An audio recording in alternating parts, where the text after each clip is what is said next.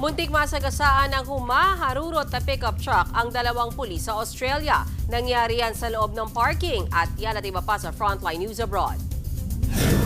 Sa kuha ng police body cam sa Australia, pinatigil ng pulis ang pickup truck na ito sa parking lot. Kinausap ng pulis ang driver pero ilang saglit lang, bigla itong humarurot.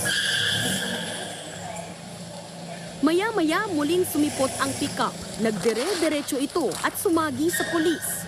Humarurot ang pickup palabas ng parking lot. Sugatan ang dalawang pulis na sumita sa pasaway na driver. Ayon sa mga pulis, nasita ang driver matapos nilang makarinig ng ingay mula sa humaharurot na sasakyan. Matapos lumabas ng parking lot, dumaan ang pickup sa maling linya at muntik pang makasagasa ng mga pedestrian. Patuloy pang pinaghahanap ang driver ng pickup.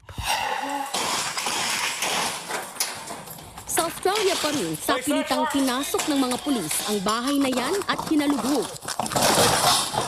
Pakay nilang magsilbi ng search warrant sa bahay na tinitirhan daw ng mga motorcycle gang. Inaresto nila ang lalaking target ng warrant. Sa sidewalk naman, nahuli ang isa pang miyembro ng motorcycle gang.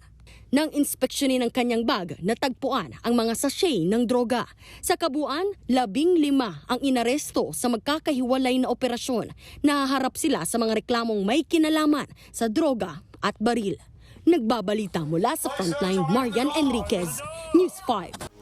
Mga kapatid, may Los Baños po. Huwag magpahuli sa mga balita at impormasyong dapat ninyong malaman. Para sa mas malawak na balitaan at diskusyon, mag-follow at mag-subscribe sa social media pages ng News 5.